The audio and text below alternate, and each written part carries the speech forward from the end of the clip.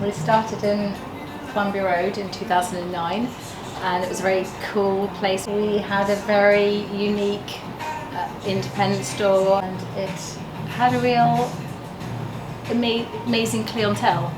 Like 100,000 people or something walk down Columbia Road on a Sunday.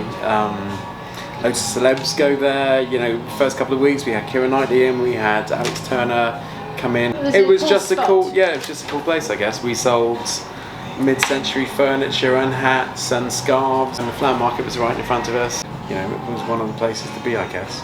And that's led, then kicked off from there.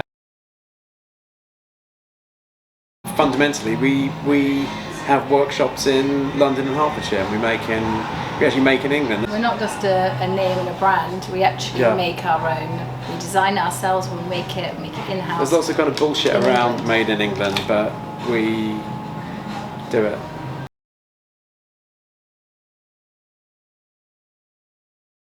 Yeah, it was, yeah. We started in the kind of the very beginnings of what vintage is. You know, we advertised in the Chat magazines, actually one of the few places we've ever advertised. That kind of whole vintage 1920s, 30s, 40s kind of thing. Big for hats. One of the big things for hats early on was Mad Men, and then Peaky Blinders has been huge for caps. You know, hats have kind of died a bit of a death, and then the resurgence has been really from late noughties, 2009 when we started, onwards.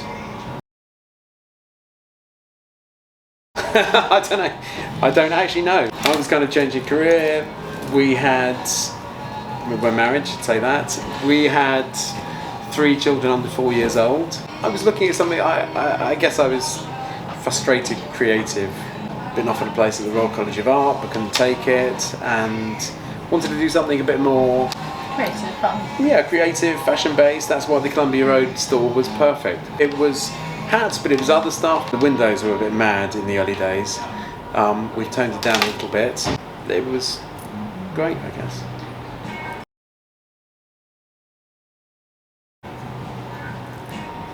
Probably. I mean, I'd come from quite a successful business. Our accountants are the same. We've been with our accountants a long time. He thought, when I said we were going into hats, he thought we were nuts. It could quite easily have gone a different way, but where we opened was successful, and then where we opened subsequently, the first proper 7-day-a-week store was Covent Garden. It did take us by surprise. We weren't expecting it. It was initially our fun side project. It wasn't side hustle. It wasn't meant to be the main. Yeah, I guess you'd call We've it now. enjoyed it. It was going well, and we've just gone with it, and we enjoyed it. Against all the wise advice, it's become a thing of its own. That's sweat and tears.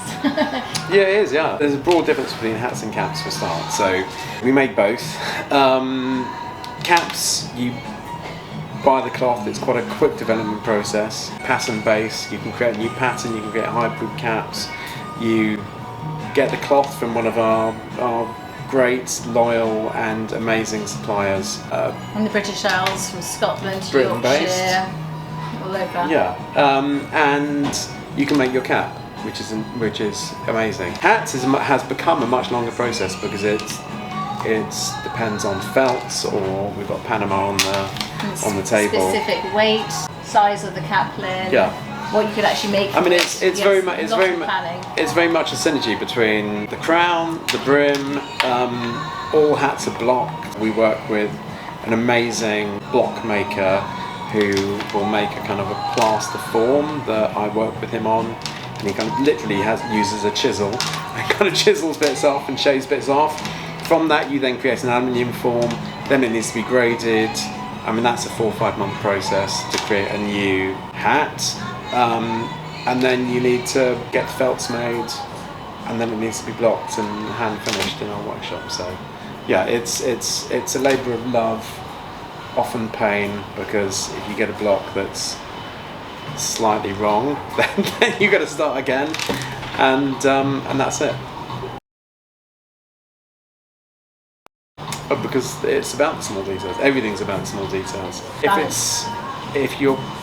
If it's not perfect and you're putting out trash, or you're happy to settle for mediocrity, then there's lots of mediocre crap in the world.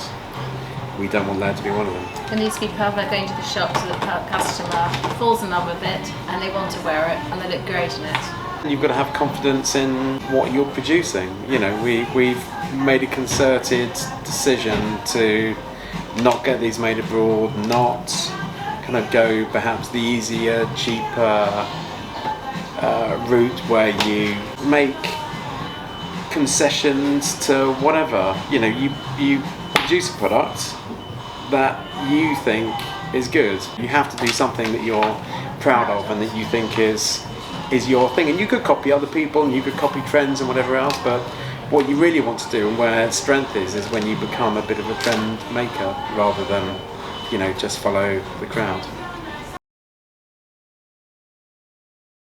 Almost everything. I mean, almost everything. It's good having different perspectives. Maybe that's what makes it good. I don't know, when you disagree and you have to argue passionately about to get something through, then that makes it good, I think, maybe. I mean, that was a complete accident, wasn't it? Yes. I mean, that was unexpected. Christie's was for sale for years. They wanted a hatter with, you know, UK production. Yes. We had a telephone call to our office in beginning of October. I mean, by the end of November, we kind of owned Christie's trademarks, domains, the whole, the kind of the thing. The actual company Christie's went into insolvency, but that wasn't possible. we're taking the brand forward, which is incredible. So to have started Laird in 2009 and then to own Christie's 1773 is slightly bonkers, really. Yeah, it's definitely a new chapter. We're excited about what together we can grow. The 1st of March, Christie's was registered as Christie's London, so we are bringing Christie's back to London by using our London workshop, and we've already created a new made in England Christie's collection. We're going to kind of bring it back to its roots, use British cloths, use London workshop, and kind of rejuvenate the brand and relaunch it, I guess. Yeah, massive, yes. Really. It's a very large undertaking. I mean, it's a responsibility as well. You know, Laird is 17 years old this year.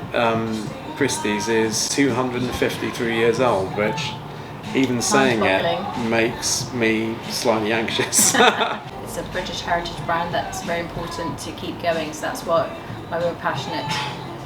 That's something we could do and wanted to do. Yes, we are. I think it's just important to keep them distinct. They are, obviously one is a heritage and another one is a fun, cool, maverick, trendy one.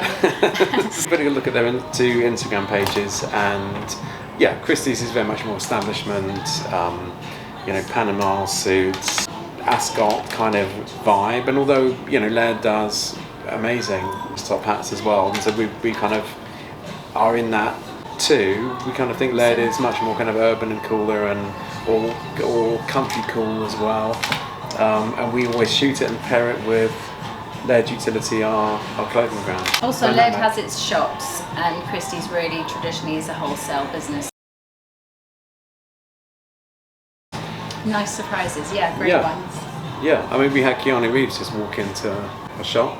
We had also Brad Pitt. I mean, Brad Pitt actually got bought a hat and then he had to come and swap it for a smaller one. I mean, we've had Yoko Ono but that was quite early on in. So we are always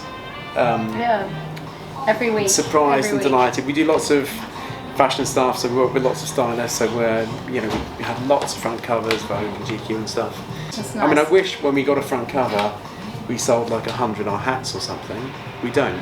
I love Jamiroquai. He came in. We're doing some bespoke stuff for him. He came in and bought loads of caps, and that's amazing.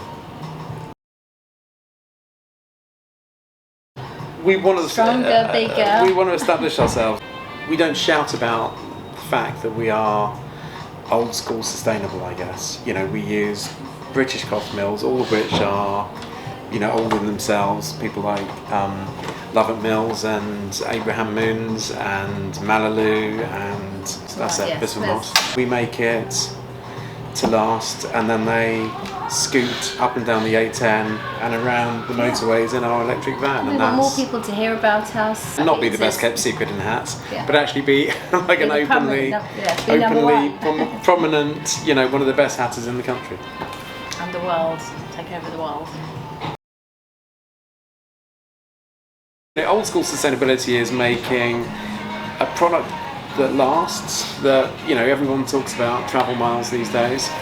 Our cloth suppliers are UK based, so they come to us, so you've already got, you know, quite low travel miles, and then we make a product that will last you a lifetime. We also do kind of repairs to stuff. We had a great customer who sent us one of his beloved caps. He wanted 2 new caps made and for us to pattern it. When we took his apart and looked inside, the underside, the inside of the cap was almost brand new. It was a very faded cap. So we kind of made his 2 new caps, patterned it, and then turned his inside out. The brim was all frayed, so we kind of put a leather peak on for him. Sent him back the 2 new ones with his original one. He was over the moon. You know, we can renew and... Yeah, you turned it inside out, so the original colour and vibrancy of the material was there, and you were able to, so he had a brand new original cap as well. Thank you for explaining that. But, you know, we've had stuff, we've had a customer come in, he was a milk farmer, dairy farmer, and he always hung his Laird cap on a hook while he milked the cows every morning. One morning he turned around and it was gone. He found it 3 days later in a cow pat, gave it a bit of a rinse, and continued wearing it, but his wife did say that he needed to buy a new one, hence he came into Laird. So our caps can literally survive a cow's double stomach, which is nice. I think they have 2, don't they? 4? 4 stomachs. There you go. So our workwear range of clothing. Yeah, we love workwear, and you know, we work with some amazing, mostly kind of Victorian cloth mills in the UK, and we've always used those for Laird, and kind of developing a clothing range off the back of the cloth mills we work with. And I always say that half of fashion is the cloth, how it hangs, how it drapes, and, you know, the design is obviously is the other element. I wanted to develop a kind of a workwear range using our British cloth partners. So it's a style you personally Headwear, the whole vintage vibe that we embody as well. The time to kind of sit down and develop the designs that I'd had in my head. You know, I love kind of movies, so a lot of the workwear kind of develops from, you know, some of the amazing movies from black and white through to modern stuff. And as soon as we came out of lockdown, we worked with a guy called Jeff, who's, you know, in his 80s and amazing. He's patterned for everybody from, you know, John Lewis to designers to from the 60s to, you know, the original Harrington jacket, and worked with him on the designs to create the patterns, and then sampled those and then rejigged them and put them into production. And it's they're now in our German street we love shop. it, yeah. And then so we started online, and now we've opened our German street, which is kind of a Laird mercantile, headwear and clothes. We love it.